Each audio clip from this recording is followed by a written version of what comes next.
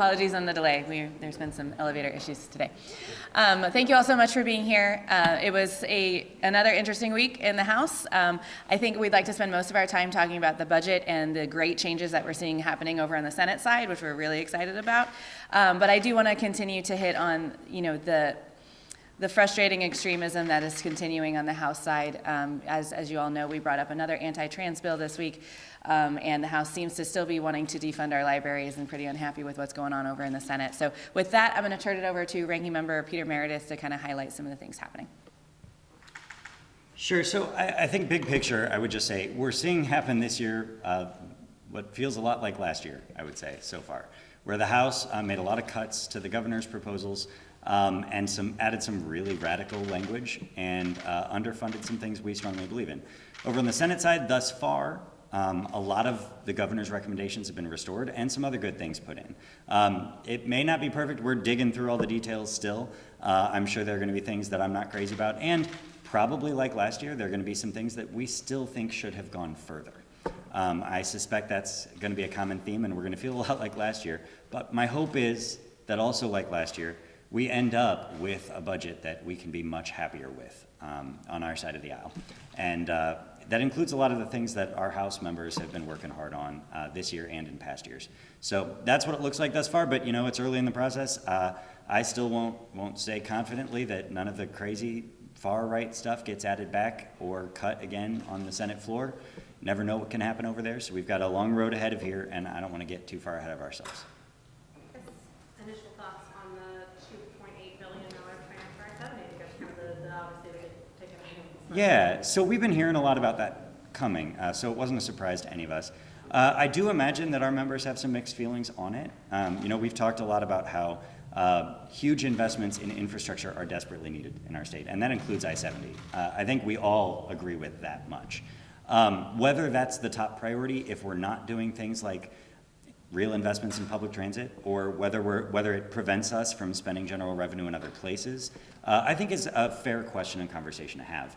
But I do actually like, personally, that the Senate is interested in doing the whole thing, rather than just a couple of spots, and really making sure that I-70 is where it should be, all the way across the state.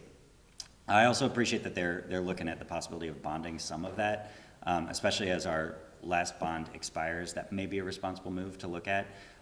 We probably need to spend a little more time looking into it. But I think it's not a surprise. We all knew they were going to do something bigger than over here, and they put it where it belongs in House Bill 4, when, of course, I still don't really understand why the budget chair on the House side decided to move it to House Bill 19, other than to make a point or provide some kind of leverage for negotiations. Yeah, I mean, would that be kind of a snub to MoDOT? Is that kind of what you're thinking? I think so. I mean, there's no secret that there's no love lost between many of them and MoDOT. Maybe that's it, or maybe it's about negotiations when we get to conference committee and where they feel like they have leverage. I'm not sure. One more, and then I'll stop talking for a minute. Maybe for Representative Heiner-Fogel, also included in that is money to go towards studying I-44. So not only I-70 but I-44. Thoughts on that decision to move that not just one to I-70? I-44 goes to my district too. Yeah, of course. Yes. Springfield Senator was absolutely. We were really excited. We know Representative Owen from the Springfield area championed that in the House, and really excited that Senator Huff decided to put that funding back in. I-70 is, of course, a great investment across our state, but we don't want to get forgotten down in Southwest Missouri, and we're excited to have those investments coming back to our area. I want to ask Representative Lavender. Yesterday, we heard that Lincoln Huff put money in the budget for, I forgot my notebook, but provider rates. Yes, the yes. rates. Thank you. Yes. $17 an hour is what yes. he wants to raise it to. Yes. I don't remember what was what you wanted, and is it what Senator Huff put in, or are you happy with it? Kind of talk to me about that. I'm very cautiously optimistic at this moment. It's half of. I had two proposals. One that I offered in the budget committee that would have taken it up to, I'll just tell you, $900 million. And that was going to be $21 an hour for quite a few of them. What I attempted on the House floor was an 8.7% increase, which was total at $400 million. So he kind of split the difference of that. So I think today the providers are going to be very excited, and then we'll be cautiously optimistic to see what crosses the finish line. But I'm delighted that a lot of the Senate heard that these people are in need of increasing funds, the shortage that we have, and I'm very hopeful this will go a very long way. And that's $17 out for DD, CDS, and HCDS, yes? Yes. Thank you. I don't know, I don't have a budget question, so. Mine's for an ownership of farmland. Yes. I want to talk about that. The Senate passed earlier this week that the percentage that would be zero here from the state, that you couldn't let anybody come and buy any more farmland in the state of Missouri. Your kind of response to that, and obviously that's a little bit more restrictive than what the House passed out. Well, I would definitely say the House version, the pieces that I was upset about were specifically identifying countries and outlining those, and there are some constitutional questions around that piece. For the Senate debate, my own Senator Huff, voted against that bill and spoke about his frustrations as a landowner, and I do think that that is a valid part of this discussion. But at the end of the day, I'm really interested to see where we land on this compromise language, because I can speak, I think, for most of us in the caucus, we are very much looking forward to having some protections for Missouri farmers to make sure that they are able to provide for their families, keep their land. And I know that when we look at things like what happened during COVID with the food shortages, and there are a lot of concerns that Missourians have around access to food. Food insecurity is a real thing, and I think starting with making sure that Missouri farmers get first priority on our land is definitely what we should be talking about. So I think that bill still has a little ways to go in terms of the negotiations to see where it lands, but I am excited that it's moving.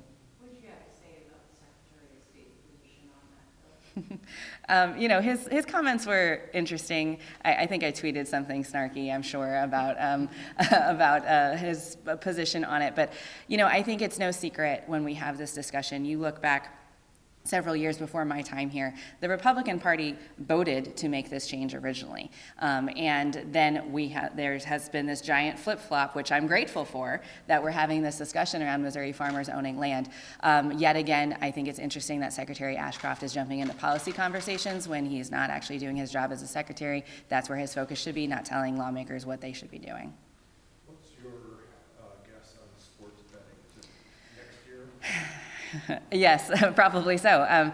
It's hard to say what the Senate's going to do. Senator Hoskins is going to hold the floor for as long as Senator Hoskins is going to hold the floor by not getting his VLT compromise regulation in there. I know that the House made it a priority, sent it over there quickly, but it doesn't seem like the Senate has any urgency on getting that done. I believe that there was a vote, was it last week, where they tried to add some amendments to get the VLT language in, the regulation language in that Senator Hoskins is asking for. That didn't go very far, but it was an interesting vote split of who supported that move and who didn't. So I do think that leaves some room for negotiation, that it's not just one block of the conservative caucus or one block of the Democrats. So I do think there's still time, but it doesn't seem to be such a big priority as it was at the beginning of session.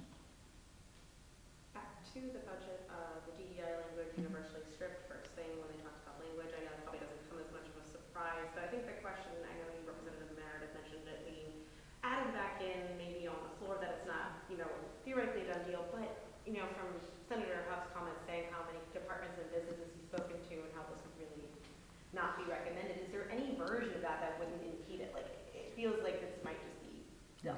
Good. One of the reasons I didn't bring that up is I honestly don't want to draw more attention to it until it's through the Senate. It's really important that language stay out of there. Like, incredibly important. As some department heads have said, it is an existential threat to what we do in most of our departments, and would be an enormous problem. Is there language they could negotiate down? Not that we'd be okay with. It's the wrong issue to be trying to address in the budget. It makes no sense to do it in any way like that. We don't even support the legislation they're trying to pass, which is problematic in and of itself, but any language that would go in the budget would have to be bare bones and be far more dangerous, inevitably.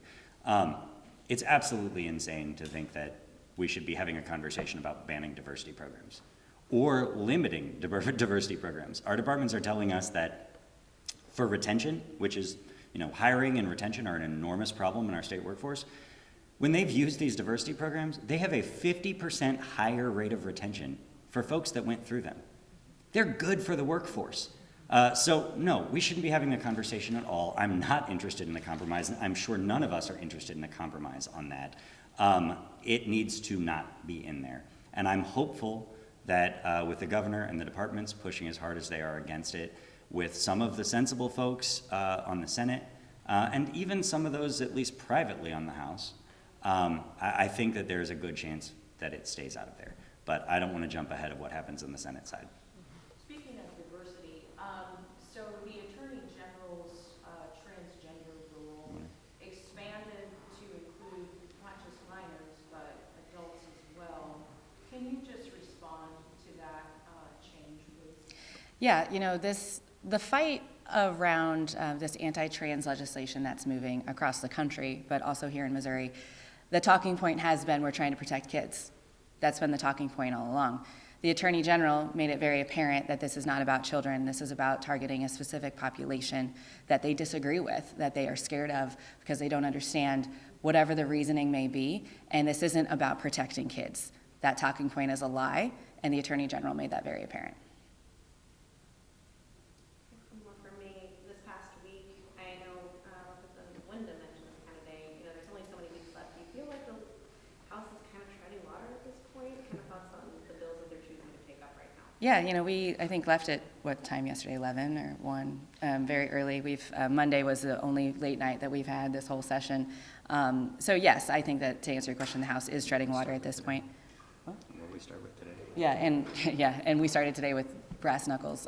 So yes, to answer your question, it's very obvious that what's going on right now is the Senate leadership and the House leadership, the Republican side, are trying to play the constant game of chicken that happens every year of our bills are more important than your bills and we're just going to hold it until you make a move.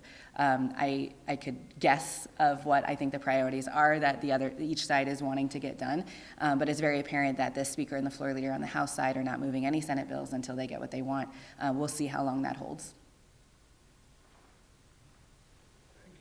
Yeah, all right. Thank you guys. Thank you. Have a good weekend.